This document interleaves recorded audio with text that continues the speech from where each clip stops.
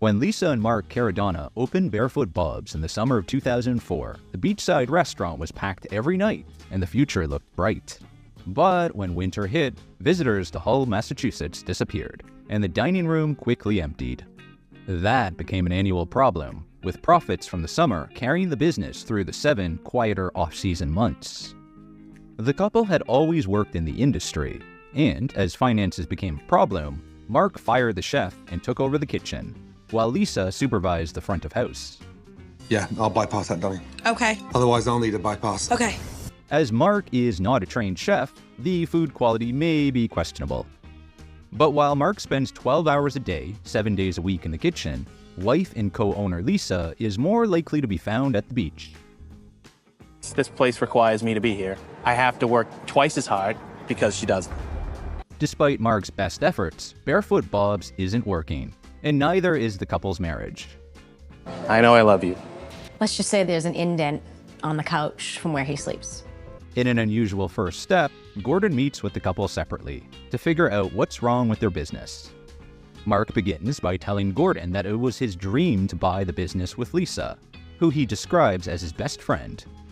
Lisa tells Ramsay of their shock when the first winter hit and customers vanished, and Marc explains that he had to take over in the kitchen when finances got rocky. While Lisa is adamant that she is a big help in the restaurant, it's clear that Marc doesn't agree. And he's also not sure that his wife still loves him, though he is still clearly devoted to her. Gordon faces a tough job. Arriving at the restaurant, Gordon is seated by server Jessica, who tells him that Lisa and her endless vacations are causing problems in the restaurant. He looks at the menu and asks for a new one as it's filthy. He's sending stuff back before he's even had any food. That's not really a good start. Once the menu has been cleaned and he's figured out why one of his dishes is listed twice, he selects some food to sample. While Marc gets to work, Gordon takes a look around and finds decorative plates caked in dust. They haven't been cleaned in 8 years. The servers rush back to the kitchen to tell the owners, and Marc looks horrified. But Lisa seems to find it funny. Damn, he's observant. The first dish Gordon samples is Bob's Big Boy, a huge pile of scallops, onion rings, and fries. The scallops are rubbery, and the sides are soggy, greasy, and unseasoned. As they receive the feedback, Lisa is still finding the situation amusing, while Marc looks increasingly grim-faced. Keep in mind, he comes from a place where they think scones are delicious. Next up is the lobster roll, which is enormous. Gordon can't believe how much lobster it contains and starts to pull pieces onto a side plate. The server tells him it contains a whole lobster, but there's actually more. Gordon points out that lobsters don't have 6 claws. And without the lobster meat, it's easy to see that the bread roll is a soggy mess. He sends the plate back to the kitchen, where the lobster goes right in the trash. Marc tells Lisa that Chef Ramsay complained about the huge portion of lobster in the roll. I've never heard anyone complain about too much lobster. Well, It's like having too much money. She doesn't seem to understand that it's their money they are throwing away. Finally, it's time for the New England clam chowder, which is floury, bland, and lacking in clams. Gordon tells Jessica that even though it's a thick, gloopy glue, he wouldn't even paste his wallpaper with it. Ramsay sends it back to the kitchen for Marc to taste. He agrees that it isn't good, and suddenly looks genuinely defeated. The team gather to hear the celebrity chef's opinion. The sous chef makes the mistake of defending the clam chowder, leading Gordon to accuse him of having no standards. Gordon asks Lisa if the standard of food is the same as when they opened 8 years earlier. She doesn't answer. Calling the restaurant a waste of an ocean view, Ramsay tells them the easiest way to solve their problems is to shut down. They get to work preparing for a busy summer evening service. As Marc starts working on the first orders in the kitchen, Lisa takes up her position overseeing the dining room. Behind the bar, Lisa's brother Robbie is mixing up drinks, and a psychic reader is setting up her crystal ball in the corner. Gordon sits down for a reading. He's interested in hearing about the psychic's background, and she reveals her first prediction was that a friend would have a baby girl, not a boy. Gordon isn't impressed by what he calls out as a 50-50 guess. He wants her to answer some questions about the restaurant. She sees a breaking up of the restaurant and draws a divorce card, but says the couple could turn things around if they work hard. No definite answer then. Food is rapidly leaving the kitchen, and Lisa is busying herself in the dining room. A server tells Ramsay that it's unusual as she isn't often there, and there's no balance between the work levels of the couple. She shares that Marc has suffered from heat strokes in the past, and still, Lisa didn't take more of the strain. As the food hits the dining room, it starts coming right back to the kitchen. Dishes are returned cold and overcooked, and Marc is busy refiring orders. Ramsay leaves him to work and takes a look in the refrigerator. It's a mess. Food is unlabeled, and huge bags of chicken breasts and pork belly are just dumped on the floor. Concerningly, the temperature is too warm, and hot chicken and raw pork are stored side by side. A huge chili pot has grime around the outside, and the contents look less than appetizing. He moves on to the next fridge, which is no better and contains 25 moldy pizza bases, which have been sitting in water. At the back, he finds a bag of rotting tuna. Gordon moves on to check out the ovens, which are equally disgusting. He thinks the whole setup is dysfunctional, and reminds Marc that the food he's throwing away is costing him thousands of dollars. He asks the couple about the restaurant's costs and break-even takings. Neither of them know the figures, despite Lisa apparently doing the books for 8 years. Gordon storms out, and a dejected Marc realizes he has work to do. Alright, I'm gonna clean. It doesn't seem to occur to Lisa to help. Instead, she sits in the office on her phone while the team gets scrubbing. The next morning, Gordon returns to speak to the couple and reminds them they're not business partners, they're husband and wife. Taking them back to when they first met, Gordon asks why they're not working together. He points out that the balance isn't equal, and Lisa agrees to increase her contribution to the business. There are smiles all around as they plan a fresh start. Ramsay tells them he's shocked that they don't know more about their financial situation, so he brings in an accountant to help them put together a business plan and budget, leaving them to concentrate on serving their customers. It's time to take a look at the food. He wants to teach Marc and his sous chef to make a traditional clam chowder and fresh fish and chips. Everyone samples the new dishes, which they agree are amazing, but even great food can't draw in tourists during the quiet winter season. But Ramsay has a plan. He points out that there are 100,000 locals in the surrounding towns, and he's planning to remind them about Barefoot Bob's.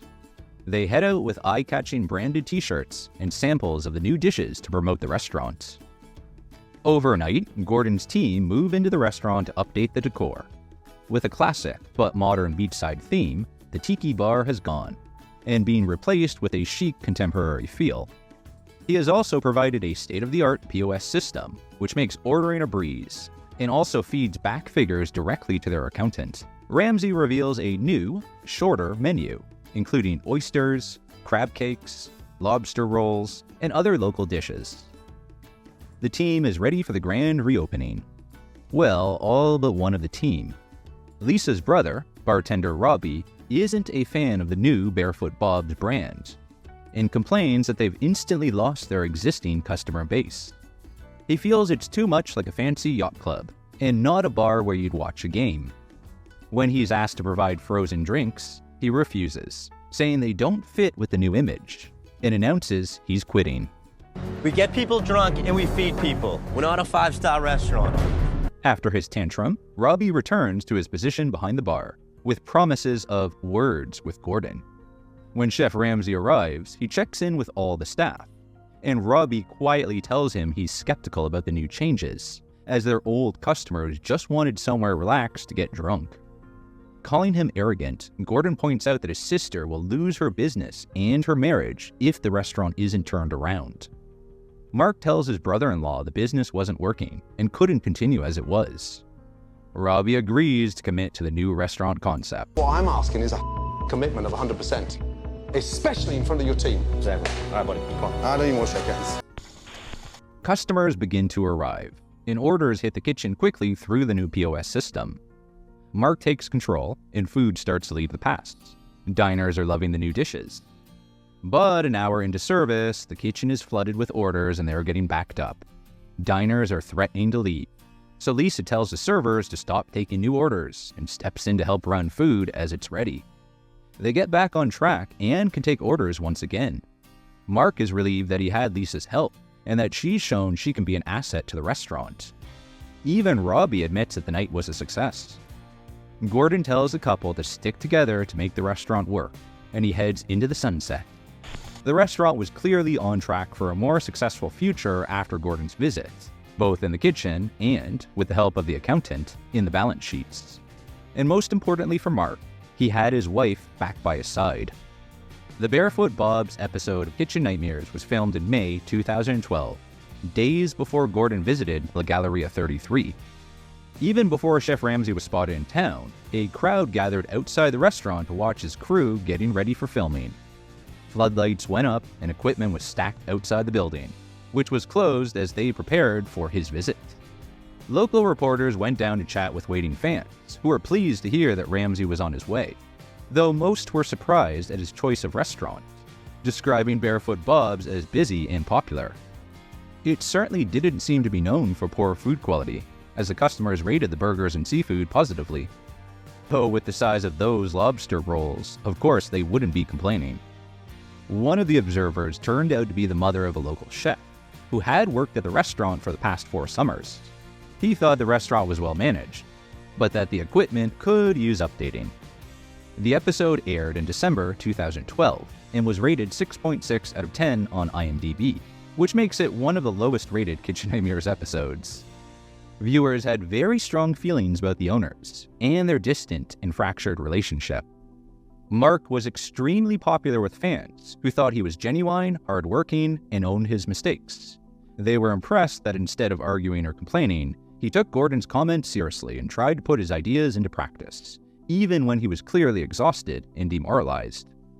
Fans' feelings towards Lisa were rather different. While Marc often appears on the Kitchen Nightmares good guys lists, Lisa's name appears regularly for very different reasons. As Marc was giving the business his all, viewers couldn't figure out what his wife was adding to the business model. And while Marc was clearly very much in love with his wife, fans weren't convinced the feelings were mutual. There are suggestions that the editing of the episode was trying to suggest that Lisa was cheating, without saying it outright. That message certainly seemed to come across one way or another. Viewers questioned why she was away so much without her husband, and was constantly on her phone in the background, while her husband was hard at work in the kitchen. There were a lot of fan threads on the subject, and they were all 100% in agreement that Lisa was cheating. There were literally 0 posts defending her behavior. While Lisa appeared to have no interest whatsoever in her husband, viewers were convinced that the servers were more concerned about Marc's well-being and happiness than she was. In fact, some viewers were convinced that one of them seemed to have a real soft spot for him, though he only had eyes for his wife. A final flaw in Lisa's character was identified as her rudeness about Gordon's UK roots. She made the serious mistake of mocking scones, which are a big deal in the UK, and feature in several of Gordon's recipe books. There was a little light relief in the episode when a psychic visited the restaurant, and Chef Ramsay couldn't resist getting a prediction about the restaurant's future. While the psychic explained her gift, Ramsay took the opportunity to lick her crystal ball. For someone with such sensitive taste buds, we wonder what he thought of it. Viewers assumed it was bland. Back to the filming of the episode.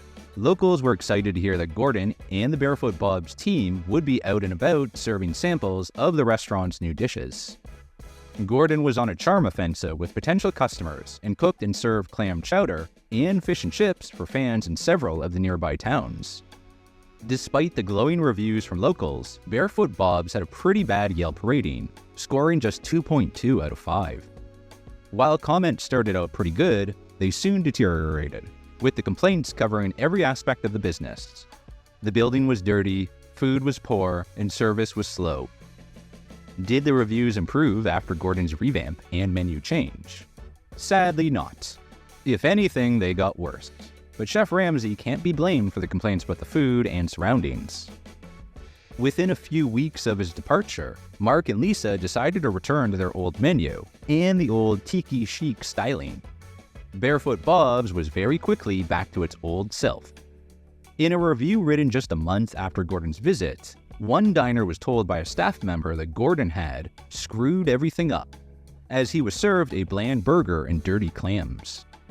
Another customer who visited at around the same time was told that Gordon didn't offer the restaurant any real help.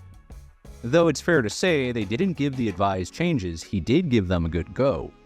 Some viewers were surprised that Chef Ramsay didn't change the name of the restaurant, which they labeled awful. But an article written before Gordon's visit explained why that would have been a non-negotiable. The restaurant was named after Robbie and Lisa's father, Rob Bell. Interestingly, the interview is with the manager, Robbie Bell. When the episode aired in December 2012, all signs of Gordon's visit were long gone. Marc and Lisa celebrated their brush with fame by hosting a viewing night party to celebrate the new, or should that be old, Barefoot Bobs. I'm really excited for the party. A little nervous about the show, but it's all going to be fun. As well as the food and hygiene levels continuing to be an issue, it seems Lisa still avoided actually working in the restaurant. And her brother and bartender, Robbie, continued to be something of a problem, making his presence known in the bar area. During the episode, viewers found Robbie's negative reaction to the restaurant's transformation strange and selfish. Though they thought it was hilarious that he had a lot to say about Gordon and his ideas, until Gordon was actually in front of him, when he seemed to back down completely. It turns out that Robbie was all bark and no bite, despite what the bar sign said. Gordon's scathing takedown and refusal to shake Robbie's hand was a favorite moment for viewers who were convinced Robbie hated the changes because he used the bar as a personal hangout with his friends. Fans also noted that his enthusiasm for the project changed when he heard about the new POS system. That's the one that also tracks inventory, so the owners can be sure where every drop of drink is going. But one way or another, Robbie's wishes came true, and Barefoot Bob's bar was rapidly switched back from a cool yacht club vibe to a tiki sport bar. It certainly seemed to have lost its upmarket vibes in the years that followed, with passerbys filming at least one mass fight involving groups of drinkers spilling out of the bar. Lovely. Is Barefoot Bob still open today? Sadly not.